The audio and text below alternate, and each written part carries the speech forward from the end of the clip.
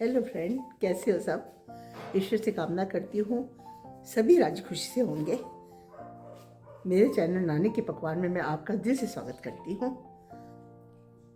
जैसे कि फ्रेंड आप सभी देख रहे हो, काफ़ी ज़्यादा सर्दी होती चली जा रही है और आए दिन बच्चों की तबीयत खराब हो जाती है। कभी खांसी, कभी जुकाम, कभी बुखार। इसका कारण है कि वो चीज़ें उनको नहीं मिल पाती है जिनकी उनको ऐसे मौसम में बहुत ज़्यादा आवश्यकता होती है। तो मेरी आज की रेसिपी इसी के ऊपर है। वो हर चीज़ मैं डालूंगी अपनी रेसिपी पे, जिससे बच्चों को कई परेशानी से बचा कर रखेगी। आज की मेरी रेसिपी है चमनप्राश। चमनप्राश मार्केट में कई तरह का मिलता है, लेकिन जो घर में हम बनाएंगे चमनप्राश, सच मानिए फ्रेंड, उसमें वो हर चीज़ होगी।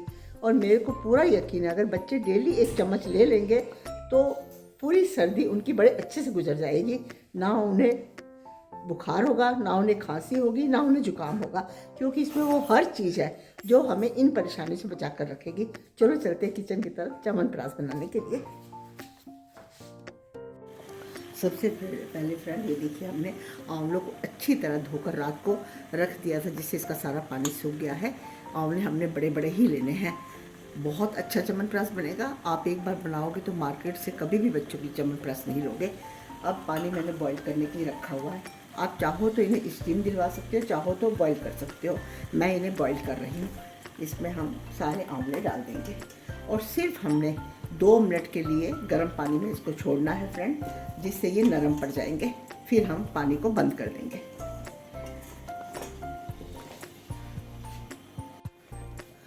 ये आंवले हमारे अच्छे से बॉईल हो रहे हैं। जैसे ही हम इन्हें हाथ लगा कर देखेंगे इस तरह से, ये हमें जैसे ही नरम नज़र आएंगे और हमें लगेगा कि वाकई काफ़ी नरम हो चुके हैं, तो हम गैस को बंद कर देंगे। ये हमारे आंवले पूरी तरह से बॉईल हो चुके हैं। हमें जिस कंडीशन में चाहिए, सिर्फ हमने हाथ में पकड़ कर देखना। अगर ये मुलायम हो गए हैं तो हमें गैस को बंद कर देना और इस तरह हम छन्नी में डाल देंगे। इसी तरह हम सारे आंवलों को छन्नी में डाल देंगे। ये देखिए, सारे आंवलों को मैंने छन्नी में डाल दिया। ये करीब 1.5 kg आंवले हैं, 1 kg 500 ग्राम। और अब मैं इसके पानी को पूरी तरह से गिरने दूंगी। ये आंवले हमारे सारे अच्छे से बॉईल हो चुके हैं। अब हम इनको, ये देखिएगा, अच्छे से बॉईल हो गए हैं। इनको इस तरह से एक एक चीरा, वैसे तो कई आप पे ही निकल जाते हैं, अगर नहीं भी निकले तो कोई बात नहीं, आप ऐसे करके बस हल्का सा चीरा दोगे तो सारे आंवले बाहर आते चले जाएंगे और उसके बीज को हम एक साइड में करते चले जाएंगे। ये पूरी तरह से सूख भी चुके हैं। बॉईल होने के बाद मैंने 1 घंटे के लिए छन्नी में डाल दिया था, अच्छे से सूखे ही। देखिए, इस तरह मैं सारे आंवलों को निकाल लूँगी। ये फ्रेंड हम आंवले बनाने का चमनप्राश शुरू करेंगे। चमनप्राश के लिए देखिए, मैंने सारे आंवलों को अच्छे से उनके बीज निकाल कर बाहर फेंक दिए हैं। और अब हम इसी में मैं बताऊंगी क्या क्या सामग्री चाहिए। एक तो हमने डालने हैं, ये देखिए, छुहारे। दूसरा सौंफ, ये देखिए, ये सौंफ मैं आपको प्लेट में डाल देती हूँ क्योंकि अभी मैंने पीस लेना है इनको। ये सौंफ है। और ये है फ्रेंड अलसी। ये देखिए, अलसी को मैंने भून लिया है और भूनने के बाद मैं इस सौंफ के साथ ही इनको सबको पीस लूँगी एक साथ। ये है दालचीनी।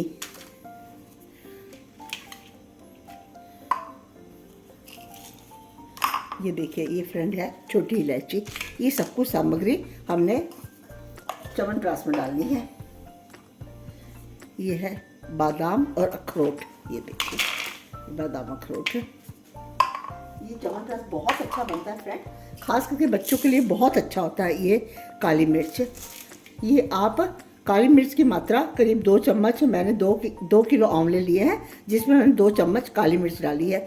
50 ग्राम मैंने अलसी डाली है, 50 ग्राम मैंने सौंफ डाली है, 20 ग्राम मैंने बादाम डाले हैं, 20 ग्राम मैंने अखरोट डाले हैं और 10 ग्राम मैंने छोटी इलायची डाली है, 10 ग्राम मैंने दालचीनी डाली है और करीब 50 ग्राम छुहारे डाले हैं। इसमें हम डालेंगे 2 चम्मच अजवाइन। जो भी चीज़ें हमारी हेल्थ के लिए अच्छी होती है वो सारी चीज़ें इसके अंदर जाएगी। ये इसमें गई अजवाइन।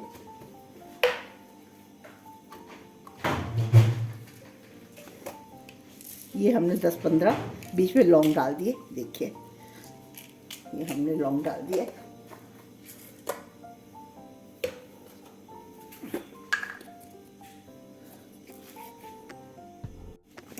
ये हमने डाला 1 चम्मच अश्वगंधा। ये देखिए, अश्वगंधा वैसे भी बहुत अच्छा होता है, इसके काफ़ी फ़ायदे हैं, तो च्यवनप्राश में आपको इसका पता भी नहीं चलेगा और आप ये अपने जो फ़ायदे इसने देने हैं ये च्यवनप्राश के जरिए आपको दे देगा। ये हमने डाल दिया अश्वगंधा।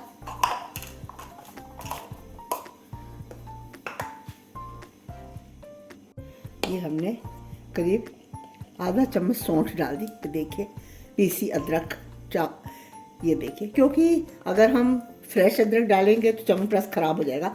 इस तरह च्यवनप्राश आपका 2-2, 3-3 साल खराब नहीं होगा। ये देखिए, एक ये आयुर्वेदिक मेडिसिन समझ लीजिए, बच्चों को जो ऐसे मौसम में खांसी जुकाम सर्दी बहुत जल्दी लगती है उसके लिए सीतोपाधिक चूर्ण, मैं आपको नाम भी दिखा रही हूँ, आप स्क्रीनशॉट भी ले सकते हो। ये कहीं भी आयुर्वेदिक शॉप में मिल जाता है, तो इससे भी बच्चे सर्दी के टाइम पे ठंड से बचे रहते हैं। ये मैंने आधा चम्मच बीच में डाल दिया।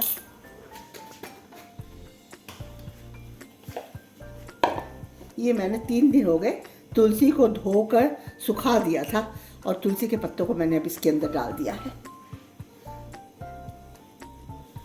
और ये मोरिंगा के पत्ते, ये भी इसी तरह मैंने धोए थे और सुखा दिए थे। ये भी मोरिंगा के पत्ते भी मैंने इसमें डाल दिए।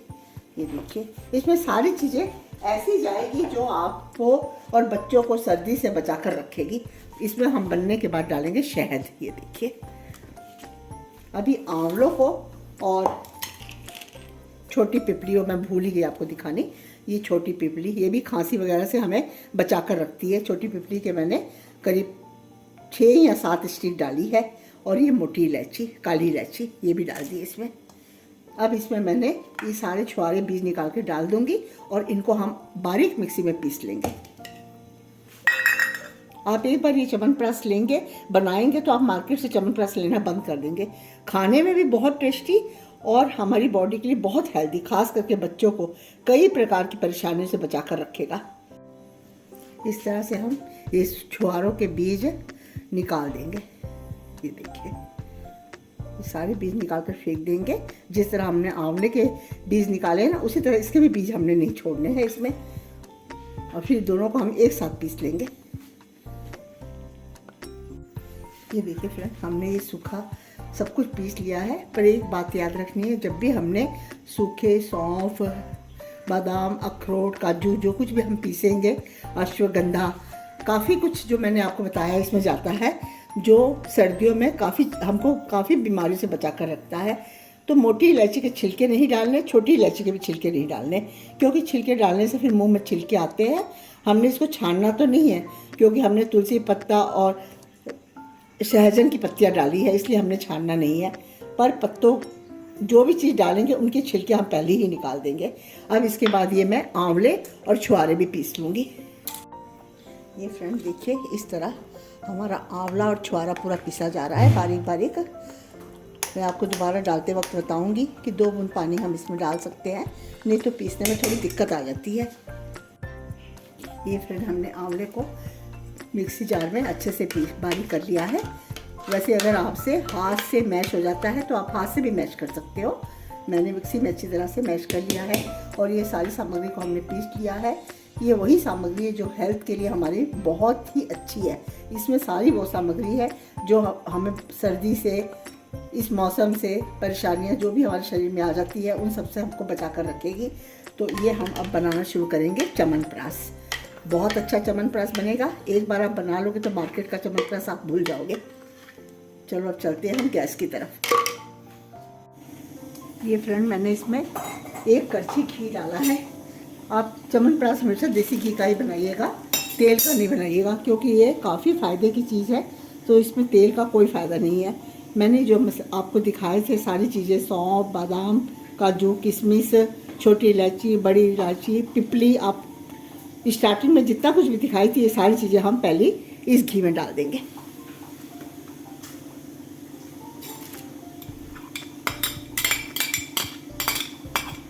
और हल्का सा हमने भूनना है, हमें ज़्यादा भूनने की आवश्यकता नहीं है, हल्का सा ही भूनेंगे।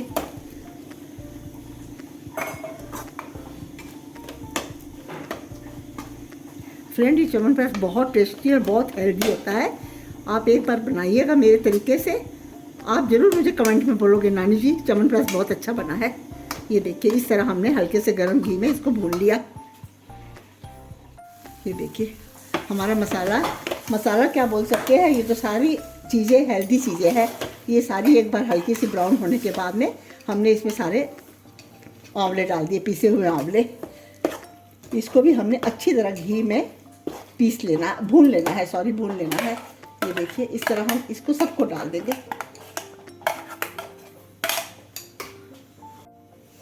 मुझे इसमें घी कम लग रहा है।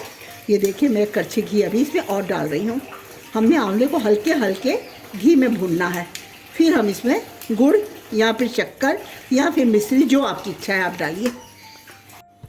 ये हमारे आंवले अच्छे से ड्राई हो चुके हैं। अब हम इसमें या तो शक्कर डाल दो या गुड़ डाल दो या फिर आप मिश्री डाल दो, जो आपकी इच्छा है। मैं इसमें गुड़ का बुरादा डाल रही हूँ, गुड़ का बुरादा। इस तरह अब ये पानी छोड़ता चला जाएगा। जैसे जैसे गुड़ पिघलेगा वैसे वैसे ये गीला होता चला जाएगा। ये हमारा च्यवनप्राश बनकर तैयार हो चुका है। देखिए बहुत मज़ेदार, बहुत अच्छा च्यवनप्राश बनता है। अब ये ठंडा होने के बाद हम इसमें हनी डाल देंगे। ये देखिए इस तरह से हम इसमें हनी डालेंगे। करीब मैंने 250 ग्राम हनी इसमें डाल दिया। अब इसको हम पूरा अच्छी तरह से मिला लेंगे। ये देखिए ये च्यवनप्राश बनकर तैयार हो चुका है। अब हम इसे अच्छी तरह से मिलाकर, देखिए कितना मज़ेदार और कितना टेस्टी च्यवनप्राश बना है। ये देखिएगा, ये देखिए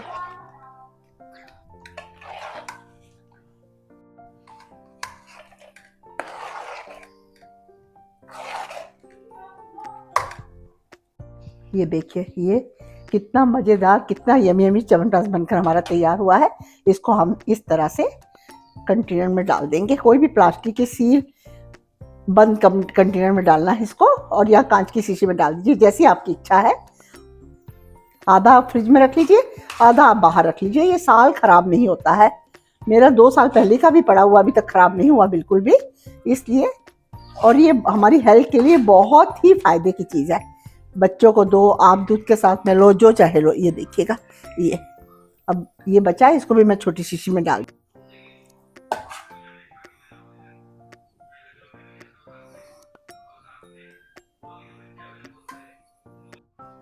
ये देखिए फ्रेंड हमारा च्यवनप्राश बनकर तैयार हुआ है। आप एक बार बनाओगे तो आप मार्केट का च्यवनप्राश लाना भूल जाओगे। बहुत ही हेल्दी, मज़ेदार और खाने में भी टेस्टी होता है। बच्चे खुश होकर खाएंगे। ये नहीं जैसे च्यवनप्राश के लिए बच्चे तंग करते हैं ना, इसे खाते हुए बच्चे बिल्कुल तंग नहीं करेंगे।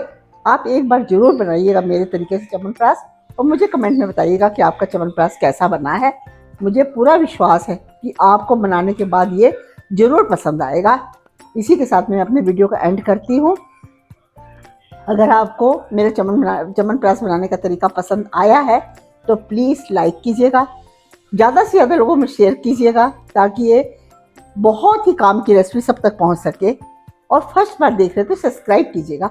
इसी के साथ मैं अपने वीडियो का एंड करती हूँ। अगली बहुत ही मज़ेदार रेसिपी के साथ मैं आपसे फिर मिलती हूँ। तब तक के लिए मुझे आज्ञा दीजिए। थैंक यू, अलविदा, फिर मिलते हैं।